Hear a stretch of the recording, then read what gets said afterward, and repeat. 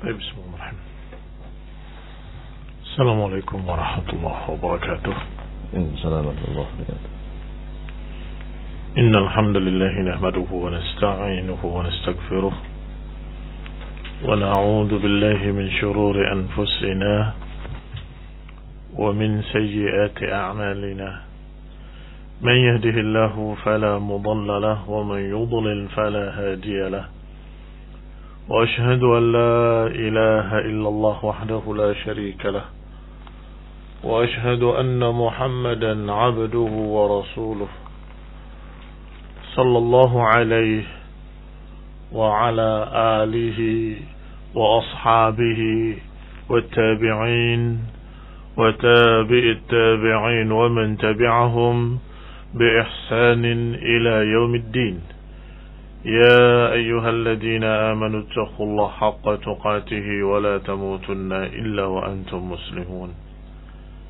يا أيها الناس اتقوا ربكم الذي خلقكم من نفس واحدة وخلق منها زوجها وبث منهما رجالا كثيرا ونساء واتقوا الله الذي تساءلون به والأرحام إن الله كان عليكم رقيبا. يا أيها الذين آمنوا اتقوا الله وقولوا قولا سديدا يصلح لكم أعمالكم ويغفر لكم ذنوبكم ومن يطع الله ورسوله فقد فاز فوزا عظيما. أما بعد فإن خير الحديث كتاب الله وخير الهدي هدي محمد صلى الله عليه وعلى آله وسلم وشر الأمور محدثاتها فإن كل محدثة بدعة وكل بدعة ضلالة وكل ضلالة في النار. Ikhwani fi din, a'azzakumullah, kaum muslimin pendengar radio Indah Siar yang kami hormati. Alhamdulillah kita bertemu kembali pada hari ini untuk melanjutkan pembacaan mutiara-mutiara yang indah yang disusun oleh Imam An-Nawawi rahimahullah dari Quran dan Sunnah. Dan kita sampai pada mutiara yang ke-12 masih dalam bab ikhlas, dan ini kelihatannya adalah hadis terakhir dalam bab ikhlas, yaitu hadis Rasulullah sallallahu alaihi wasallam dari Abi Abdurrahman Abdullah ibn Umar ibn al-Khattab radhiyallahu taala anhuma. Beliau berkata, sami'tu Rasulullah sallallahu alaihi wa ala alihi wasallam yaqul. Aku mendengar Rasulullah sallam bersabda, intalaqa thalathatu nafarin mimman kana qablakum hatta awahumul mabit ila gharin fadakhaluhu fanhadarat sakhratun minal jabal fasaddat alaihimul ghar. Kata Nabi SAW, ada 3 orang dari orang-orang yang sebelum kalian dulu, mereka berangkat keluar sampai kemudian bermalam di sebuah gua. Tiba-tiba inhadarat sakhratun minal jabal. Tiba-tiba jatuhlah batu besar dari gunung dan menutupi gua tersebut.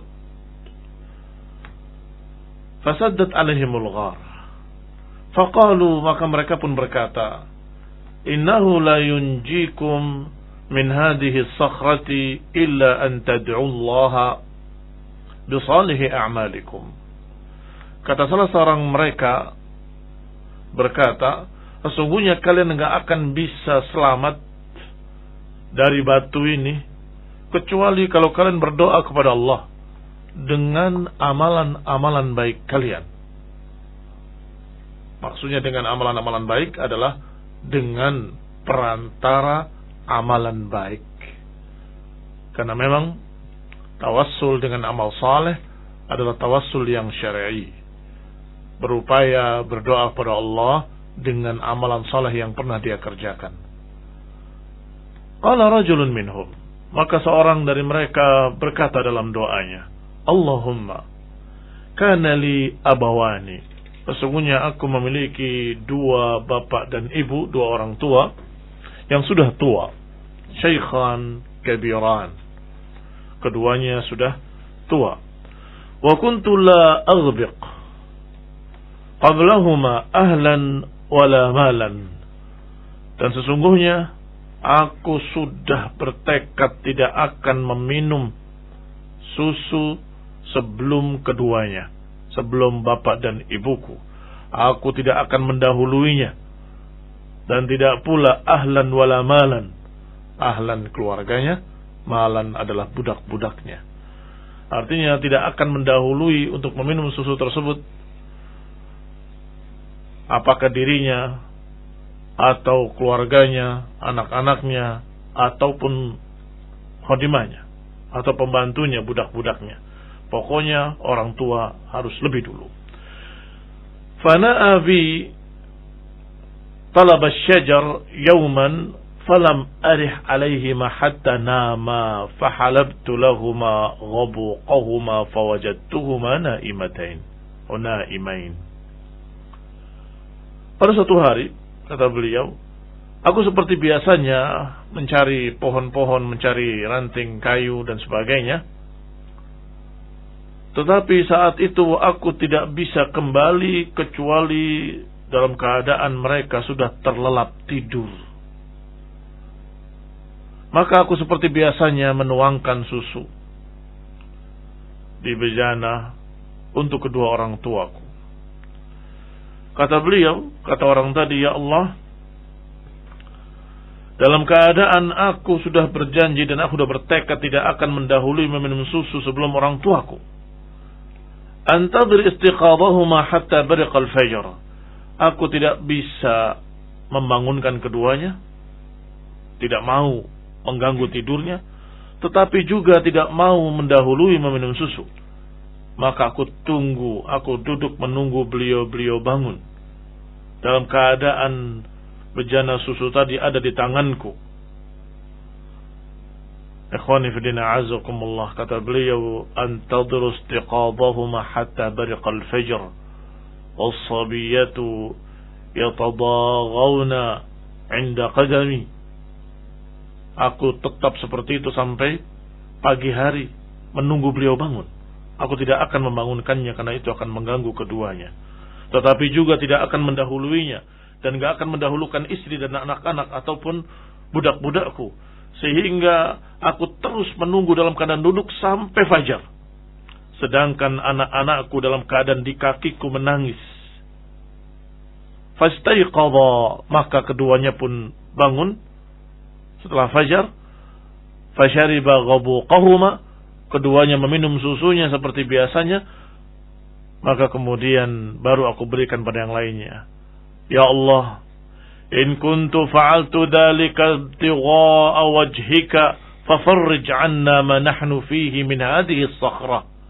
Ya Allah, kalau ini perbuatanku yang ikhlas karena Engkau, yang betul-betul mengharapkan wajahmu, maka kabulkanlah doaku. Lepaskanlah aku dari kesusahan ini. Bebaskanlah aku dari batu ini. Fanfarajat syai'an la yastati'una al-khuruj minhu. Maka batu itu bergerak terbuka sedikit, tetapi masih belum bisa keluar. Maka yang kedua pun berdoa, Allahumma innahu kanat li ibnatu ammin kanat ahabbun nas ilayya. Ya Allah, aku memiliki seorang ibnatu ammin, anak perempuan pamanku. Berarti saudara misan ya. Ya Allah, aku memiliki saudara misanku, anak pamanku, yang paling aku sukai, paling aku cintai. Wa fi riwayah kuntu uhibbuha ka'ashad ma yuhibbur rijal an-nisa. Atau dalam riwayat disebutkan oleh beliau, oleh orang ini, sesungguhnya aku mencintainya seperti layaknya seorang laki-laki pada seorang perempuan. Fa'aradtuha 'ala nafsiha, maka aku pun menginginkan dia untukku. Famtana'at minni, ternyata dia menolak aku. Hatta alammat biha sanah minas sinin faja'atni fa'ataituha 20 wa 100 dinar ala an tukhalli baini wa baina nafsiha. Demikian penolakan tersebut menyakiti hatiku sekian lama, sampai ketika sudah beberapa tahun tiba-tiba datanglah dia meminta pinjaman uang. Kata beliau, maka aku pun memberikannya 20 wa 100 dinar, 120 dinar, 120 keping uang emas, tetapi aku memberikan syarat, berikan tubuhmu untukku. Hatta idza qadirtu 'alaiha, maka dia pun tidak bisa mengelak lagi dalam keadaan dia sedang butuh bantuan, maka aku pun ingin melakukannya. Falamma qa'adtu baina rijlaini qalat ittaqillah, tetapi ketika aku sudah memungkinkan untuk berbuat zina kepadanya, tiba-tiba wanita tadi berkata, ittaqillah, bertakwalah kepada Allah. Wala tafaddal khatima illa bihaqqih, bertakwalah kepada Allah. Engkau jangan memakai cincin ini kecuali dengan haknya. Perkataan yang sangat sopan sekali. Disebut dengan khatim dan disebut dengan tafaddal khatim illa bihaqqihi. Jangan memasuki cincin ini kecuali dengan haknya. Yani jangan mengambil keperawananku kecuali dengan nikah yang syar'i. Fansaraftu anha, ketika dia bilang ittaqillah, aku pun ketakutan dan aku menghindar daripadanya, padahal dia adalah yang paling aku sukai, yang paling aku inginkan. Ilayya wa taraktu dhahab alladhi a'taituha, tetapi aku tinggalkan dalam keadaan aku sudah memungkinkan untuk berbuat apa yang aku inginkan. Dan itu tidak lain kecuali karena Allah subhanahu wa ta'ala, karena engkau ya Allah. Aku biarkan emas itu untuknya 12 keping, 120 keping maksud saya. Allahumma in kuntu fa'atu dzalika ibtigha'a wajhik, ya Allah, kalau engkau tahu bahwa itu aku lakukan hanya karena engkau, karena mengharapkan wajahmu, fafruj 'anna ma nahnu fih, maka lepaskanlah kesulitan yang aku hadapi. Fanfarajatis sakhrah ghaira annahum la yastati'una al-khuruj minha, maka bergerak lagi batu itu, bergeser lagi, tetapi sayang masih belum bisa keluar mereka dari gua tersebut.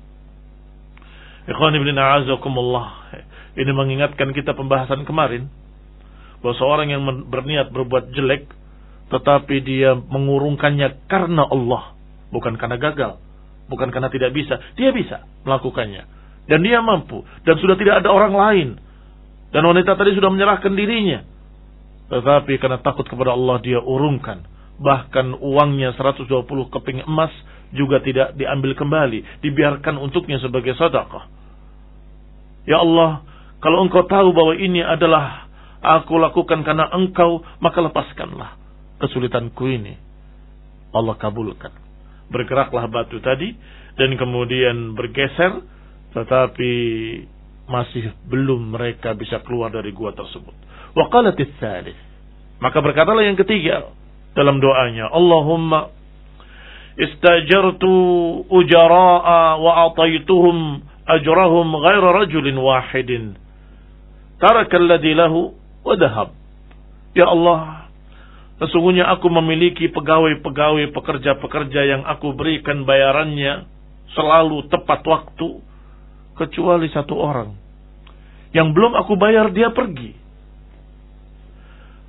Maka aku tahan bayaran tersebut dan aku jadikan sebagai ternakku. Fatamartu ajrahu, maka aku jadikan uangnya tadi berkembang. Artinya dibelikan ternaknya bersama ternak dia. Hatta kathurat minhul amwal, sehingga ternaknya beranak pinak menjadi banyak. Faja'ani ba'da hinin faqala, tiba-tiba sekian lama orang itu datang dan berkata, ya Abdullah, addi ilayya ajri, wahai hamba Allah, bayarkan untukku bayaranku, yang diberikan untukku bayaranku. Maka aku katakan kepadanya, kullu ma tara min ajrik, semua yang kamu lihat ini adalah hartamu.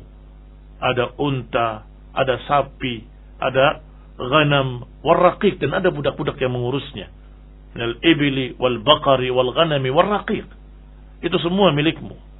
Maka orang tadi berkata, ya Abdullah, la tastahzi bi. Wahai Abdullah, wahai hamba Allah, jangan engkau memperolok-olok aku. Aku katakan padanya, la astahzi bika. Aku tidak memperolok-olok kamu. Semua ini milikmu. Uangmu yang waktu itu seharusnya untukmu berkembang, beranak pinak. Kemudian aku belikan sapi, kambing. Kemudian beranak pinak lagi. Aku belikan lagi ini, beranak pinak. Aku belikan budak untuk mengurusnya. Semua itu milikmu. Masya Allah. Fa'akhadahu kullahu fastaqahu falam yatruk minhu syai'a. Maka orang tadi mengambilnya seluruhnya sampai tidak tersisa. Artinya tidak ada kemudian nih separuh untukmu karena kami yang ngurusi, atau nih sebagian untukmu, atau memberikan sepersekiannya lah.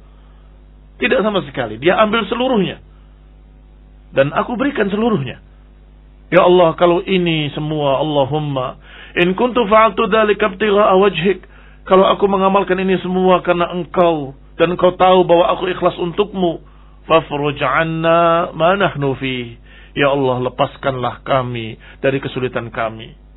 Fanfarajatis sakhrah, maka bergeraklah batu itu dan kemudian mereka pun bisa keluar dari gua tersebut. Yamshun, mereka berjalan keluar kembali ke rumah mereka. Muttafaqun alaih. Hadis ini sahih, muttafaqun alaih, Bukhari dan Muslim. Ikhwani fi din, a'azakumullah. Kita mendapatkan paling tidak, walaupun sesungguhnya banyak fawaid di dalamnya, dari masalah akidah, muamalah, akhlak dan sebagainya, Masya Allah. Tetapi yang berkait dengan pembahasan kita dalam babul ikhlas, berarti kita mendapatkan faedah yang sangat penting, karena ketiga-tiganya berkata, ya Allah, kalau amalan saleh ini aku kerjakan karena mengharapkan wajahmu, kalau engkau tahu aku mengerjakannya ikhlas karena engkau, maka kabulkanlah doaku. Artinya amalan saleh tadi akan bernilai di sisi Allah kalau ibtigha'a wajhillah, kalau mengharapkan wajah Allah. Amalan saleh tadi akan bernilai dan bisa membantu terkabulnya doa kalau ibtigha'a wajhillah, ikhlasan lillah, kalau mengharapkan wajah Allah dan ikhlas karena Allah Subhanahu wa taala. Ketika-tiganya menyatakan, ya Allah, kalau memang ini adalah amal saleh yang engkau terima dan aku kerjakan ikhlas karena engkau, maka kabulkanlah doa. Ikhwani fillah, a'azakumullah, para pendengar radio Indosiar yang kami hormati. Yang pertama, menceritakan dirinya bahwasanya dia mementingkan orang tuanya lebih daripada istrinya, anaknya, dan juga apalagi budak-budaknya. Karena Allah SWT, sampai dia duduk menunggu orang tuanya bangun semalaman, semalam suntuk, sampai pagi. Mau membangunkan, khawatir mengganggu, tetapi mau meminum dulu, mendahului orang tuanya, dia sudah menyatakan, aku tidak akan mendahului orang tuaku.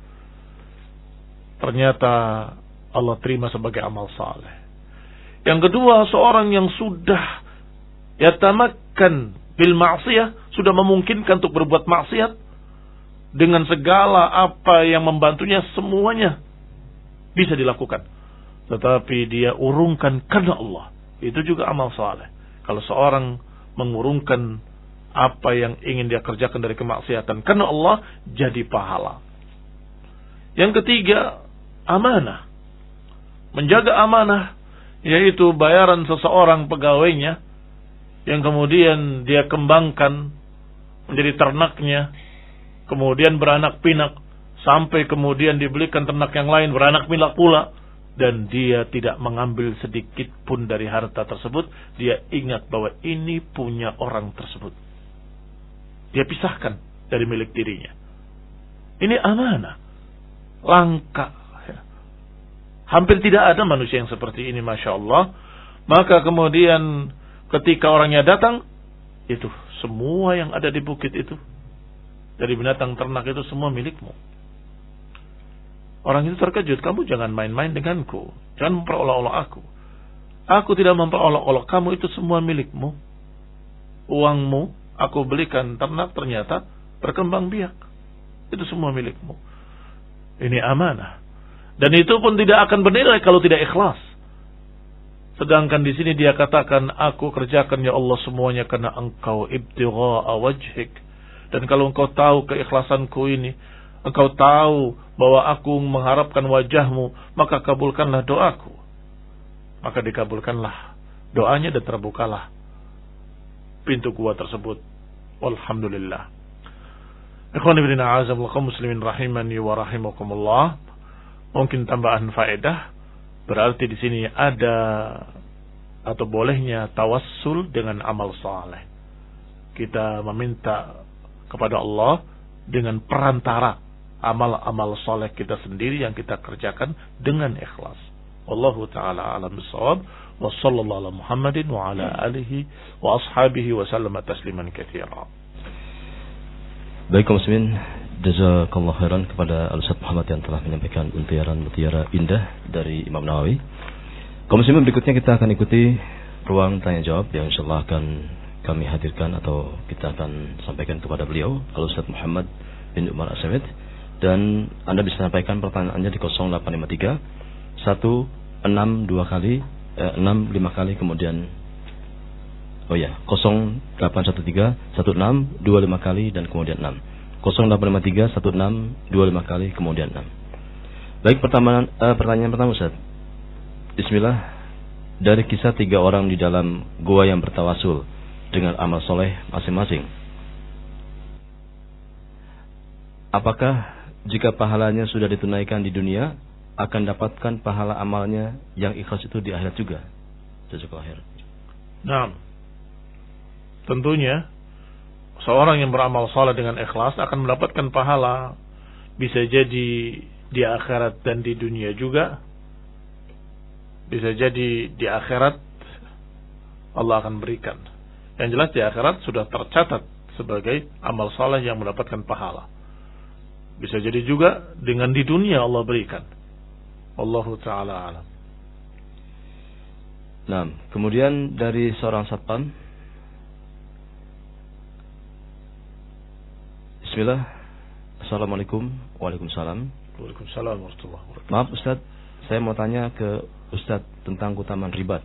Apakah orang seperti anak ini termasuk ribat? Dari seorang satpam Ustaz. Jazakallahu khairan. Wa innamal likulli imri'in ma nawa. Sesungguhnya bagi setiap orang apa yang dia niatkan. Kalau niatkannya untuk cari uang, dapatnya uang. Kalau niatnya hanya mendapatkan dunia, dapatnya dunia.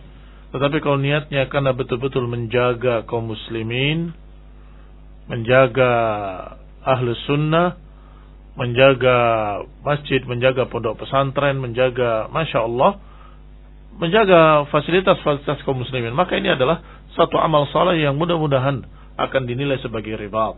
Karena betul-betul menjaga mereka sebagaimana ribat, yaitu menjaga kaum muslimin. Wallahu ta'ala alam.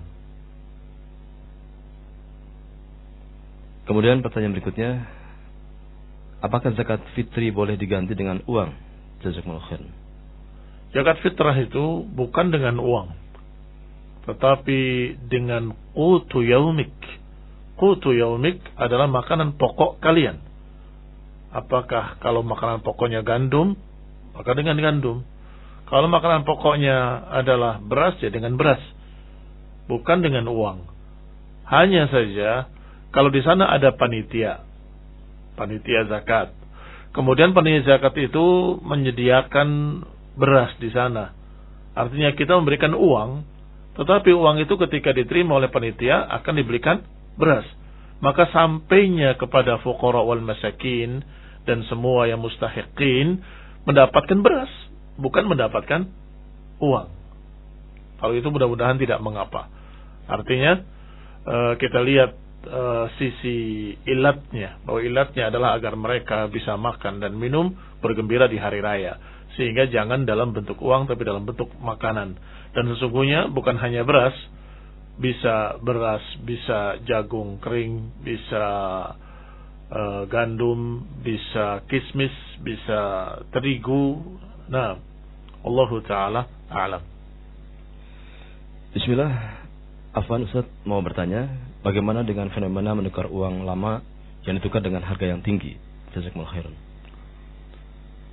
Kalau itu uang lama dijual sebagai barang antik, bukan sebagai alat tukar, maka tidak mengapa.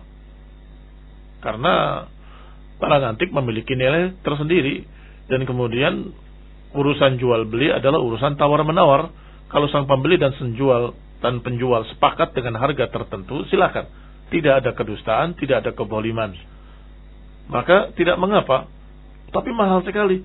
Kalau pembelinya mau dan dia tidak dusta, betul-betul itu adalah uang antik yang dari zaman tahun sekian begitu, ya silahkan. Kecuali kalau ada penipuan, ternyata itu bikin baru hari ini tapi dibikin seakan-akan kuno, itu sudah jelas ada kezaliman di dalamnya. Nah, kalau dalam bentuk barang antik atau dalam bentuk karya seni atau sejenisnya. Tetapi kalau dalam bentuk alat tukar, ya tidak boleh ditukar kecuali dengan senilai. Seperti uang dolar dengan uang rupiah, maka dengan yang senilai. Tapi kalau ada perbedaan penjualan dan pembeli, perbedaan sedikit lah untuk keuntungan orang yang susah, sebagian ulama membolehkan karena itu berbeda uang. Tetapi kalau rupiah dengan rupiah tidak boleh. Wallahu ta'ala a'lam. Kemudian saya mau bertanya, fitrah terbesar laki-laki adalah wanita. Apakah sama juga fitnah terbesar wanita adalah laki-laki? Dan bagaimana cara menghindarinya? Jazakallahu khairan.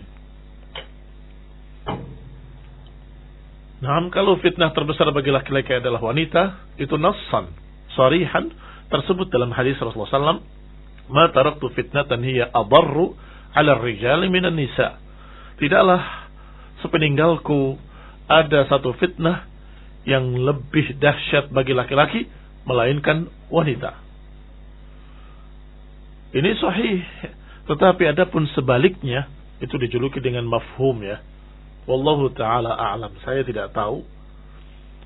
Para ulama mengkiaskan demikian pula para wanita, fitnah terbesarnya adalah laki-laki. Wallahu ta'ala a'lam. Saya tidak bisa menjawab. Mudah-mudahan saya akan tanyakan pada yang lain, atau saya cari-cari, barangkali ada ucapan para ulama tentang itu. Wallahu ta'ala a'lam. Bismillah. Dari ketiga amalan kisah tadi, 3 orang yang di dalam goa, manakah amalan yang paling utama, Ustaz? Jazakumullah khairan. Masya Allah, semuanya utama. Karena masalah orang tua itu perkara terbesar, sehingga selalu diiringkan setelah hak Allah tentunya dan Rasulnya, kemudian hak orang tua. Sebagaimana dalam sekian banyak ayat Allah katakan untuk beribadah kepada Allah, wabil walidaini ihsana, beribadahlah pada Allah dan berbaktilah pada orang tua. Selalu begitu. Demikian pula syukur, anishkurli wali walidaik, bersyukurlah kepadaku dan kemudian kepada kedua orang tuamu. Sehingga itu perkara besar.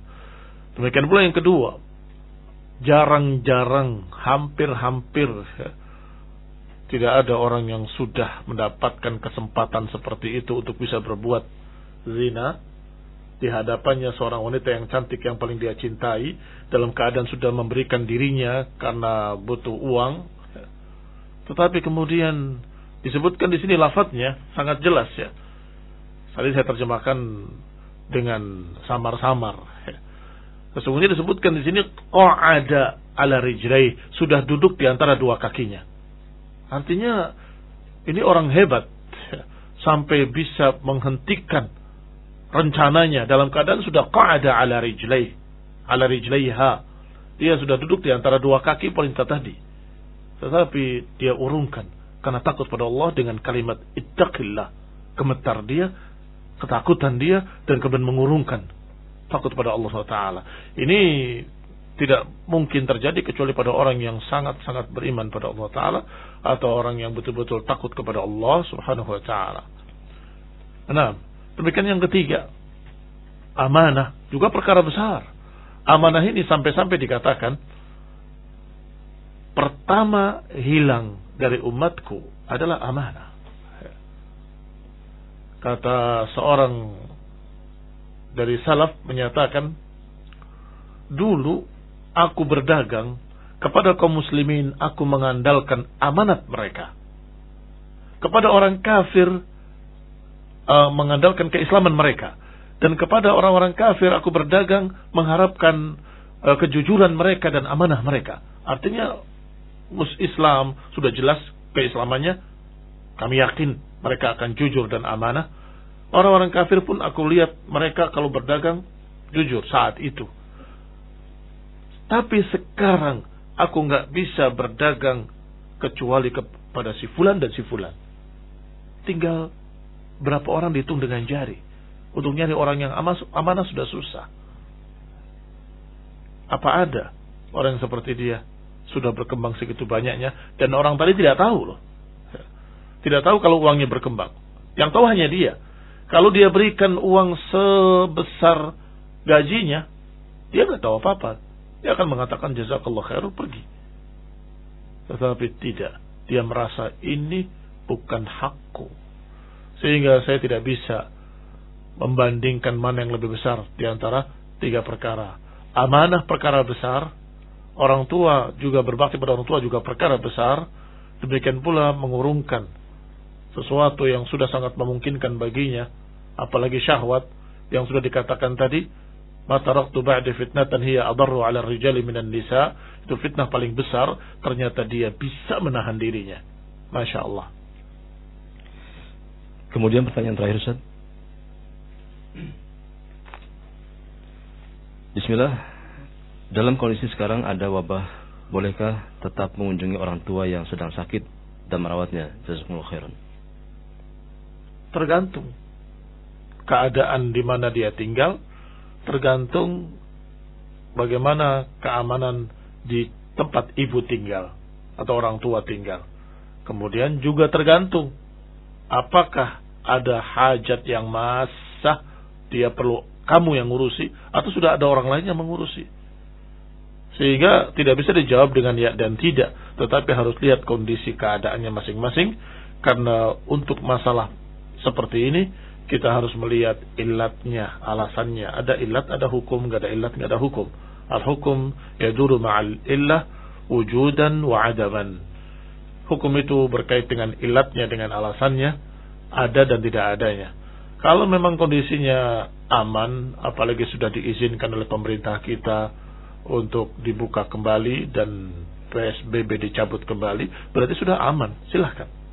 Bahkan bukan hanya silahkan, kewajiban kamu sebagai anaknya untuk menengok ibumu ila akhirnya. Tetapi kalau engkau di zona merah, ibumu di zona hijau, sebaiknya jangan dulu. Apalagi tidak ada kewajiban, dalam artian tidak ada darurat. Di sana ada saudaramu yang lain yang bisa mengurusnya. Doakan saja dari jauh. Khawatirnya kalau kamu mendatanginya bukan malah membantu, malah menambah penyakitnya dengan penyakit yang lain yang lebih berbahaya. Barakallahu fikum. Demikian pula sebaliknya. Kamu ke sana, kalau di sana zona merah, kamu zona hijau memang. Tapi kalau ke sana khawatir. Ada di perjalanannya, khawatir di terminalnya, khawatir pula di, maka itu masih ada ilatnya. Sebaiknya jangan kalau tidak ada darurat hajah yang massah. Barakallahu fikum. Baik Ustaz, demikian acara ini kita cukupkan karena waktunya sudah habis. Kaum muslimin rahimahullah, terima kasih atas atensi Anda dan pertanyaan dan juga kebersamaan Anda bersama kami. Semoga apa yang kami sampaikan dapat memberikan manfaat, dan juga apa yang disampaikan dari pertanyaan Anda yang belum terjawabkan, semoga bisa ditanyakan pada kesempatan esok hari. Jazakumullah khairan kepada Al-Ustaz Muhammad yang telah hadir di studio, dan kaum muslimin kami mohon maaf atas salah dan kurangnya. Wassallallahu ala Muhammadin walhamdulillahirabbil alamin. Subhanakallahumma bihamdika asyhadu an la ilaha illa anta astaghfiruka wa atubu ilaik. Wassalamualaikum warahmatullahi wabarakatuh. Assalamualaikum warahmatullahi wabarakatuh. Innal hamdalillah nahmaduhu wa nasta'inuhu wa nastaghfiruh. ونعوذ بالله من شرور أنفسنا ومن سيئات أعمالنا من يهده الله فلا مضل له ومن يضلل فلا هادي له وأشهد أن لا إله إلا الله وحده لا شريك له وأشهد أن محمدا عبده ورسوله صلى الله عليه وعلى آله وأصحابه والتابعين وتابع التابعين ومن تبعهم إلى يوم الدين وبعد إخواني في الدين أعزكم الله kaum muslimin, para pendengar radio Indah Siar yang kami hormati, kita masuk pada bab yang berikutnya dari mutiara-mutiara yang indah yang disusun oleh Imam An-Nawawi rahimahullah, yaitu bab taubah, bab bertaubat.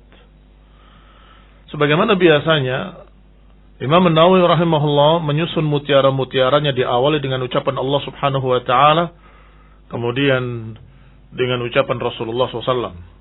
Hanya saja pada bab taubat ini beliau sebelum masuk pada dalil, beliau berbicara definisi. Sehingga beliau berkata di awalnya, qala al-ulama'u at-taubatu wajibatun min kulli dhanbin fa in kanat al-ma'siyatu baina al-'abdi wa baina Allah ta'ala la tata'allaqu bihaqqin adamiyyin falaha thalathatu syurut. Kata beliau, berkata para ulama, yang namanya taubat hukumnya wajib dari segala macam dosa. Kalau kemaksiatan itu kaitannya hanya dirinya dengan Allah, kaitannya hanya dia dengan Allah saja, tidak berkait dengan manusia, maka laha salasatu syurut, maka baginya ada 3 syarat. Yang pertama, ayyuqli'a anil ma'siyah.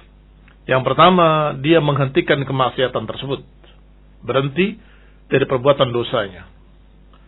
Watsani an yandama ala fi'liha. Syarat kedua, hendaklah dia menyesali apa yang dia perbuat.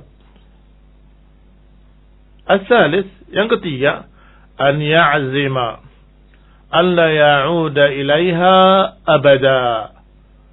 As-salis, yang ketiga, hendaklah bertekad untuk tidak mengulanginya selama-lamanya. Bertekad untuk tidak kembali pada dosa tersebut selama-lamanya. Fa in fuqida ahadus salasati lam tasih taubatuhu. Kalau hilang salah satunya, maka taubatnya tidak sah. Demikian kata beliau rahimahullahu ta'ala. Maka kita mendapatkan faedah penting dari beliau bahwa yang namanya taubat itu adalah bertaubat kepada Allah Subhanahu wa taala, dan di dalamnya terkandung 3 perkara. Yang pertama, menghentikan.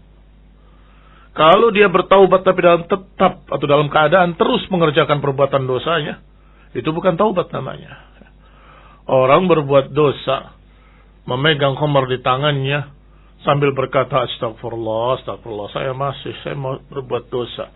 Astagfirullah, saya bertaubat pada Allah, minum lagi. Kemudian berkata istighfar dalam keadaan di tangannya masih memegang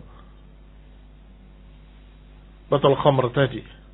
Ini bukan taubat. Mengapa? Karena la yuqli'. Adapun taubat seperti para sahabat radhiyallahu anhum ajma'in ketika turun ayat innamal khamru wal maisiru wal azlamu rijzun min amali syaitan. Ketika turun ayat yang menyatakan sesungguhnya khamr, judi, undi nasib adalah perbuatan kotor dari perbuatan syaitan, maka mereka pun menyatakan intahaina, intahaina. Kami berhenti. Dan mereka buang apa yang di tangannya, apa yang ada di bejananya, apa yang ada di drum-drum mereka. Tentunya drum kayu waktu itu. Mereka membuangnya seluruhnya. Apa yang di tangan, apa yang di botolnya, apa yang di rumahnya. Semuanya mereka buang, sampai diriwayatkan oleh para ahli sejarah, Zuqaq al-Madinah, Zuqaq itu ganggang Madinah, semuanya becek dengan khamr. Becek dengan khamr karena mereka semua membuang khamr tersebut.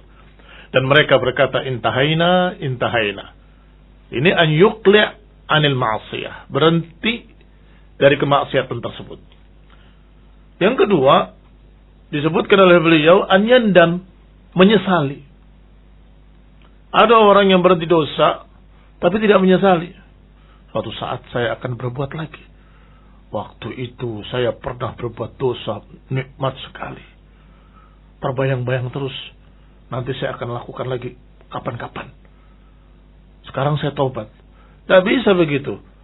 Artinya dia belum bertaubat karena tidak menyesali sama sekali, bahkan merencanakan ingin berbuat kembali. Itu juga bukan taubat. Taubat setelah berhentikan perbuatannya, yandam ala fi'liha, menyesali perbuatannya. Kenapa kok saya sampai terjerumus dalam dosa ini? Mengapa saya terjerumus dalam perkara yang jelek, perkara yang membuat Allah murka? Mengapa saya berbuat seperti ini? Malu aku pada Allah. Ini penyesalan namanya. Dari hati. Bukan penyesalan hanya di lidah. As-salis, yang ketiga, al-azm an la ya'uda ilaiha abada, bertekad untuk tidak kembali mengulangi. Ini pendapat yang sangat tepat dari para ulama yang dinukil oleh Imam Nawawi rahimahullah. Mengapa? Karena ada orang yang berkata dengan salah ungkapan. Syaratnya tidak kembali berbuat. Syaratnya tidak kembali berbuat. Berarti kalau kembali berbuat berarti tidak sah taubatnya. Ini salah bahasanya. Mengapa? Karena kalau tidak kembali berbuat, siapa yang tahu apa yang akan Allah takdirkan nanti. Tetapi saat itu dia harus berazam. Makanya disebutkan oleh beliau rahimahullah dengan kalimat ayya'zima, yang maknanya bertekad untuk tidak mengulangi. Kalau ternyata suatu saat terjerumus lagi ke dalamnya, ya bertobat lagi. Baik. Kalau sudah bertekad nggak mengulangi, terulangi kembali, ya bertobat lagi. Kalau bertekad lagi untuk tidak mengulangi, ternyata terjerumus lagi, taubat lagi. Bagaimana kalau sampai 3 kali, 4 kali, 5 kali? Teruslah bertobat pada Allah Ta'ala. Dan itu membuat jengkel syaitan. Sudah membisikkan godaan-godaan. Sudah menipu dengan sekian kalimat-kalimat yang menipu dengan zukhrufal qawli ghurura. Sudah berhasil menjerumuskan kita ke dalam dosa. Ternyata kita kembali bertaubat, kembali menyesali, kembali menangis, kembali bertekad, aku gak akan ulangi lagi. Kemudian setan berusaha lagi. Mungkin sudah 1 tahun, 2 tahun berhasil. Tiba-tiba terjerumus lagi di dalamnya. Perbuatan yang sama. Ya bertobat lagi. Dan itu membuat jengkel syaitan. Ikhwani fillah a'azakumullah kaum muslimin rahimani wa rahimakumullah. Para ulama sepakat bahwa perkara ini tidak dibatasi 2 kali atau 3 kali. Kalau terjerumus kembali, taubat lagi. Maka yang tepat syarat ketiga bukan tidak mengulangi lagi, tetapi bertekad untuk tidak mengulangi. Artinya kesungguh-sungguhan dalam hati untuk tidak mengulangi. Baik, itu kalau dosanya dalam artian dosa yang berhubungan hanya dia dengan Allah Subhanahu wa Ta'ala saja. Artinya tidak ada orang yang terdolimi. Kamu berbuat dosa di kamarmu dengan khamr tadi atau dengan kemaksiatan lain yang tersembunyi. Artinya hanya engkau dan Allah yang tahu. Orang lain tidak tahu dan tidak berkaitan. Atau kalaupun tahu, kamu tidak mendolimi mereka. Barakallahu fikum. Ini yang dijuluki dengan zalimun li nafsih. Karena dosa itu disebut kedoliman ada 3. Ada dzulmun lillah, wa dzulmun li nafsih, wa dzulmun li ghairihi. Kedoliman kepada Allah itu dalam bentuk kesyirikan dan kekufuran. Yang kedua, dzulmun li nafsih, kedoliman yang ada pada dirinya sendiri dan merugikan dirinya sendiri. Yang ketiga, dzulmun li ghairihi, zalim pada orang lain, pada hamba-hamba yang lain. Adapun yang pertama dengan kedua, berarti hanya hubungannya dia dengan Allah saja. Ketika dia terjerumus dalam kesyirikan, dalam kekufuran, maka segera dia bertaubat dan kembali pada Islam. Baik. Yang kedua, dzulmun li nafsih, kalau dia berbuat dosa atas dirinya sendiri, merusak dirinya dengan narkoba, merusak dirinya dengan khamr, merusak dirinya dengan berbagai macam kejelekan-kejelekan, itu dzulmun li nafsih. pada dirinya, maka segeralah bertobat pada Allah Subhanahu wa taala dengan syarat-syarat yang 3 tadi. Adapun dzulmun li ghairihi, adapun zalim pada orang lain, berarti ada yang jadi korban, maka kata beliau, kata Imam An-Nawawi rahimahullah, wa in kanatil ma'siyatu tata'allaq bi adamiyyin fasyurutuha 4. Adapun kalau dosanya berkait dengan manusia, ada korban dari dosa tersebut, kemaksiatan itu membawa korban, maka berkait dengan manusia fasyurutuha 4. Maka syaratnya 4. Tadi kan 3, sekarang 4. Hadhihi tsalasah, apa 4? Yang 3 sama dengan yang tadi. Berhenti dari perbuatannya. Kedua, menyesali. Dan ketiga, bertekad untuk tidak mengulangi. Yang keempat, wa an yabra'a min haqqi sahibiha. Yang keempat, hendaklah dia berlepas diri dari hak-hak saudaranya, dalam artian dia melepaskan tanggung jawabnya dengan berbagai macam cara, berbagai macam bentuk, tergantung dari dosanya. Fa in kanat malan aw nahwahu raddahu ilaih. Kalau dalam bentuk harta, engkau merampas, engkau mencuri, engkau menipu, maka kembalikan padanya. Aku bertobat pada Allah Ta'ala. Ini hartamu, ambil kembali olehmu. Loh, saya kan waktu itu beli, iya, tapi sesungguhnya menipu. Itu barang palsu. Harganya tidak sampai sekian. Ini saya kembalikan uangnya. Atau dia mencuri, kembalikan. Atau dia merampok, kembalikan ila akhirih. Ini kalau dalam bentuk harta. Wa in kanat haddu qadfin wa nahwahu makkanahu minhu. Kalau ternyata tuduhan-tuduhan, maka dia harus menyesali perbuatannya, menghentikan perbuatannya, bertekad untuk tidak mengulangi, dan mendatangi orangnya. Saya waktu itu hanya menuduh dengan tuduhan palsu. Silahkan. Apa yang mau kamu timpakan pada saya? Apakah mau diselesaikan kembali ke pengadilan ila akhirih. Makkanahu minhu. Atau kalau bukan makkanahu minhu, menyerahkan dirinya untuk dihukumi. Yang kedua, afuhu, meminta maafnya. Baik, wa in kanat ghibatan istahallahu minha. Kalau ghibah, minta halalnya. Ana pernah beberapa kali menceritakan tentang kejelekan antum. Maafkan saya dan halalkan saya demi Allah sudah bertekad untuk tidak mengulangi kembali. Baik. Kalau ditanya rinci apa kejelekannya, tidak harus ya, dirincikan. Pokoknya saya sudah menceritakan dan saya akan perbaiki kembali nama antum. Saya akan perbaiki kembali nama anda. InsyaAllah bi'idlahi ta'ala. Saya bertekad untuk memperbaiki kembali namamu. Artinya dengan menyampaikan bahwa apa yang aku lihat itu belum tentu benar. Wallahu a'lam. Saya itu dengar dari orang lain. Ila akhirnya. Wa yajib an yatuba min jami'id dunub.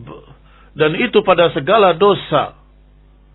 Hendaklah kalau ada korbannya dari manusia, maka engkau meminta maafnya, meminta halalnya, mengembalikan madlamatahu. InsyaAllah nanti akan dirincikan dalam beberapa hadis berikut yang akan dibawakan dalam mutiara-mutiara hikmah yang disusun oleh Imam Nawawi rahimahullah. Qala,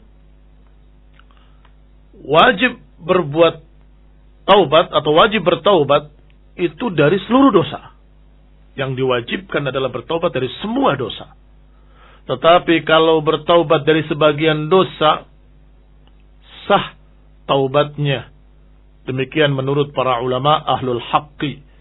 Tetapi sah pada dosa tersebut. Misalnya dia punya 10 dosa atau 10 jenis dosa. Dia bertaubat dari 3 dosa diantaranya. Maka 3 dosa tadi sudah diampuni. Masih sisa 7 yang belum dia bertaubat padanya. Maka diperintahkan untuk bertaubat. Wajib bertaubat dari yang 7 tersebut. Artinya sebagaimana dikatakan oleh beliau, kalaupun bertaubat dari sebagiannya, maka sah taubatnya untuk sebagian tersebut. Sebagian sisanya masih perlu taubat lagi. Artinya ini berbeda dengan beberapa pendapat yang berkata bahwa bertaubat dari seluruh dosa. Kalau dari sebagainya tidak bisa, tidak sah. Ini tidak rajih, tidak benar pendapat seperti ini. Yang benar adalah kalau dia bertobat dari sebagainya, tetap sah. Kadang-kadang manusia berkata kepadanya, kamu bertobat dari ini, nggak bertobat dari itu. Biasanya, teman-temannya yang biasa berdosa dengannya, yang biasa berbuat maksiat bersamanya, ketika dia bertobat akan berkata, kamu bertobat dari ini, padahal tidak bertobat dari itu. Itu juga dosa, yang ini juga dosa. Kenapa dari itu? Maksudnya, ingin menggembosi. Maka jangan gubris dia. Bilang, alhamdulillah aku sudah bertobat dari satu perkara ini. Insya Allah aku akan lanjutkan bertobat dari perkara yang berikutnya. Sehingga jangan dicerca. Karena dia sudah mulai bertaubat dari dosanya satu persatu. Dan itu bagus. Walhamdulillah. Qala wa baqiya alaihi al-baqi. Maka sisanya tetap dia berkewajiban untuk bertaubat. Wa qad tadhaharat dalailul kitab was sunnah. Dan telah banyak dalil-dalilnya dari kitab was sunnah. Dan juga ijma' para salafil ummah wa ijma'ul ummah ala wujubit taubah. Telah sepakat umat tentang wajibnya taubat. Qanifidina azakumullah muslimin, para pendengar radio Indah Siar yang kami hormati.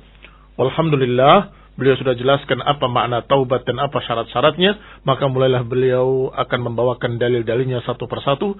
InsyaAllah kita akan baca dan akan membahasnya pada pertemuan yang akan datang bi'idnillahi ta'ala.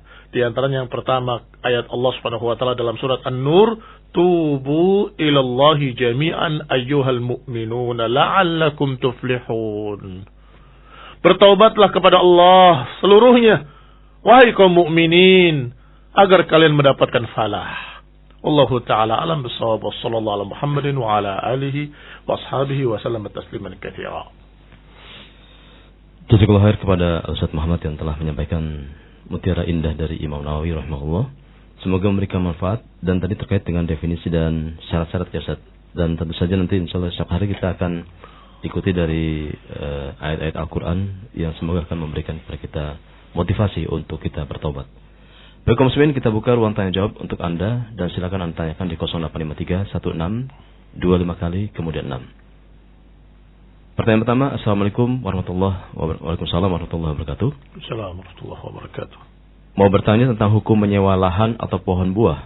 Contoh, saya punya lahan yang ada pohon mangganya, disewakan ke orang lain untuk dipelihara dan dimanfaatkan pohonnya. Bagaimana hukumnya? Apakah termasuk riba? Jazakallahu khairan. Baik, kalau disewa dengan makna dia mengolahnya, dia menyiramnya, dia memupuknya, dia mengolah kebun tersebut, dan kemudian hasilnya buat dia, falam ara laha ba'san. Sepertinya saya melihat tidak ada apa-apa. Ini tidak mengapa. Tetapi kalau menyewa itu maksudnya pokoknya buahnya selama 1 tahun ini saya beli semua dengan harga sekian. Itu nggak boleh. Nah, apa bedanya dengan yang tadi? Berbeda. Kalau tadi dia menyewa dan mengolah kebun-kebun tersebut, dan supaya bisa berbuah dia beginikan, dia begitukan, supaya banyak buahnya ila akhirih, maka itu usaha dia. Tetapi kalau membeli selama 1 tahun, itu bukan menyewa sesungguhnya. Yang disebut di dalam istilah kitab pengijon. Pengijon itu membeli sesuatu yang belum jelas. Apakah setahun ini buahnya akan banyak atau akan sedikit? Apakah 1 tahun ini buahnya akan melimpah atau buahnya malah gagal panen? Apakah yang tahun ini buahnya akan bagus seperti tahun lalu, atau mungkin akan kecil-kecil, jelek, dan kemudian berhama? Wallahu alam, tidak tahu. Maka di sini ada gharar.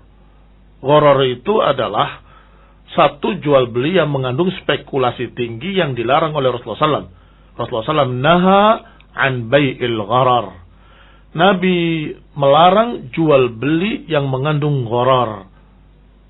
Barakallahu fikum. Sehingga kalau mau membeli buah yang masih di pohon, ini karena berkaitan dengan ini nggak mengapa, tambahan faedah.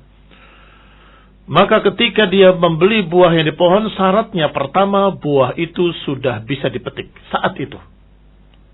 Artinya kalau korma sudah berwarna merah atau berwarna kuning. Karena ketika hijau diturunkan rusak. Ya, ini tidak akan matang. Tapi kalau sudah memerah atau menguning diturunkan akan masak. Maka ketika memerah menguning itu syarat pertama. Syarat kedua, ya tentunya mangga juga begitu. Syarat kedua harus diturunkan saat itu juga. Ini buahnya. Saya beli sekian, boleh turunkan. Begitu. Setelah cocok harganya. Ada yang ketiga. Pembeli dan penjual sama-sama tahu dan bisa menaksir jumlahnya di atas pohon. Kata Syekh Ibnu Utsaimin rahimahullah, kalau salah satunya tidak bisa menaksir, akan terdolimi. Misalnya penjualnya nggak bisa menaksir, kelihatannya sedikit, kata pembelinya, ini cuma sekian, udah sekian aja. Iyalah. Begitu diturunkan sekian puluh karung, penjualnya terkejut. Kalau tahu segitu nggak saya jual dengan harga yang murah begitu. Ini terjadi kedoliman, artinya ketidakridhoan dari si penjual. Atau sebaliknya, pembeli yang maghbun, ketika pembelinya tidak ahli, tidak mengerti. Penjualnya tahu pohon ini diperkirakan paling-paling sekian. Oh, ini banyak, ini begini-begini, karena memang di pinggir-pinggir semua buahnya terlihat seperti banyak. Sudah sesuai harganya, diturunkan hanya 1 karung saja, lebih sedikit, yang dia perkirakan bakal 10 karung. Maka penjualnya yang sedih, kali ini rugi dia. Sehingga syarat berikutnya adalah harus sama-sama ahli dalam menaksir buah di atas pohon, sehingga tidak akan ada yang terdolimi antara keduanya. Wallahu ta'ala a'lam. Adapun menyewa harus dirincikan seperti tadi.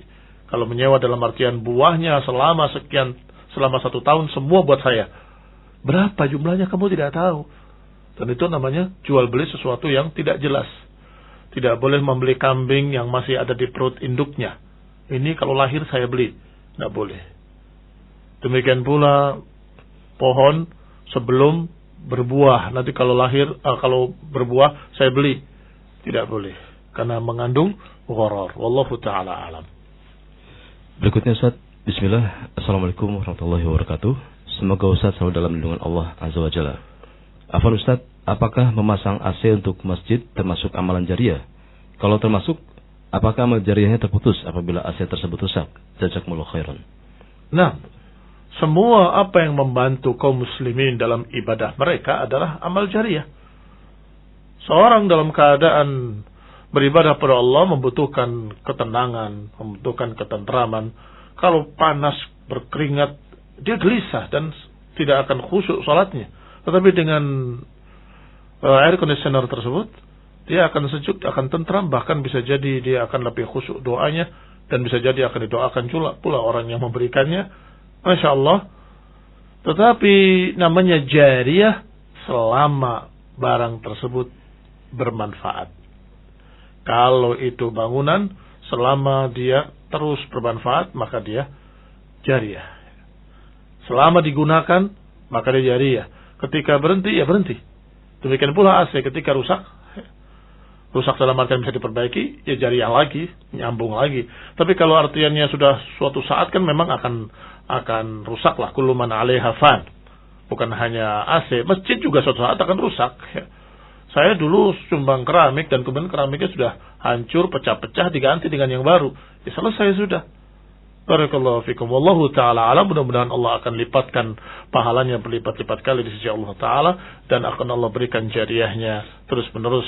Wallahu ta'ala alam. Berikutnya, apakah hukum video call? Jazakumullah khairan. Barakallahu fikum. Baik. Nah, sebagian ulama membolehkan dengan syarat tidak direkam, yani yazul. Saat itu saja terlihat, kemudian setelah itu hilang. Nah, sebagaimana pernah ditanyakan kepada beberapa ulama seperti Syekh Shalal Fauzan, wallahu taala a'lam.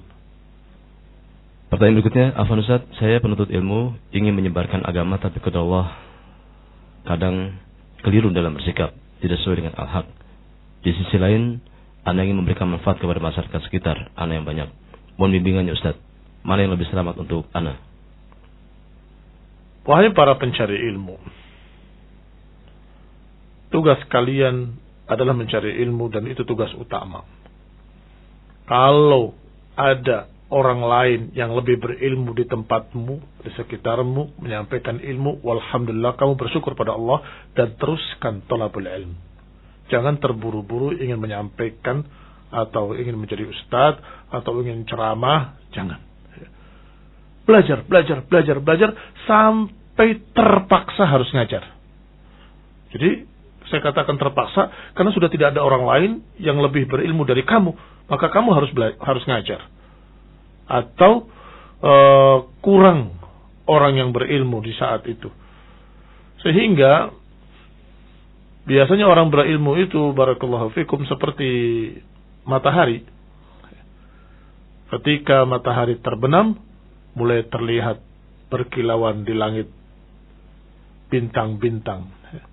Demikian pula seorang berilmu di tempat kamu, ketika dia sudah tidak bisa lagi mengajar karena satu hal atau wafat atau lainnya, maka niscaya murid-muridnya akan berkilauan seperti bintang-bintang, akan terlihat. Tapi ketika ada matahari nggak terlihat mereka. Itu satu. Yang kedua, memang kalau kita menyampaikan ilmu kepada orang lain, harus memiliki adab-adab dalam menyampaikan ilmu.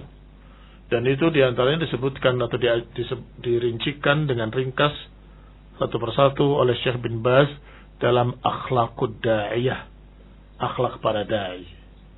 InsyaAllah kita akan bahas pada kesempatan berikutnya bi'idznillah ta'ala.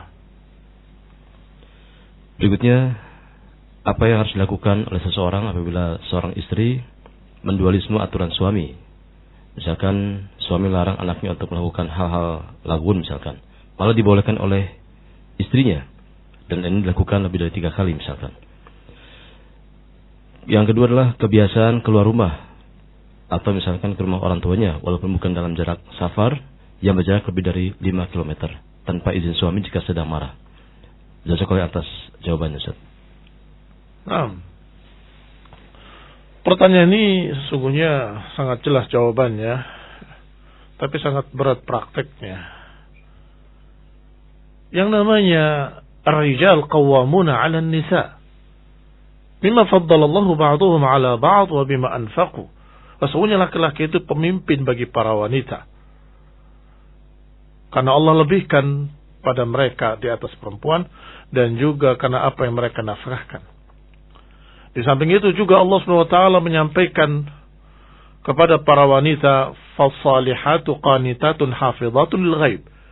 Para wanita itu hendaklah menjadi wanita yang saleh, yaitu wanita yang taat kepada Allah, taat pada Rasulnya, dan kemudian taat pada suaminya. Maka engkau sebagai rakyat mengikuti perintah pemimpinnya. Jangan sampai ada dualisme dalam satu keluarga.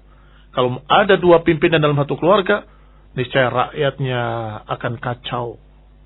Kalau ada 2 pemimpin, maka pemimpin itu seorang suami. Taib, adapun istri hendaklah mentaati suaminya dalam mendidik anak-anaknya. Maka engkau katakan, wahai istri, kepada anak-anakmu, jangan, bukankah bapak sudah melarang? Ingat ucapan abimu kemarin. Mendukung apa yang diperintahkan oleh bapak mereka. Ini membantu, mendukung, menegaskan apa yang sudah diperintahkan oleh pimpinan keluarga. Itu seharusnya.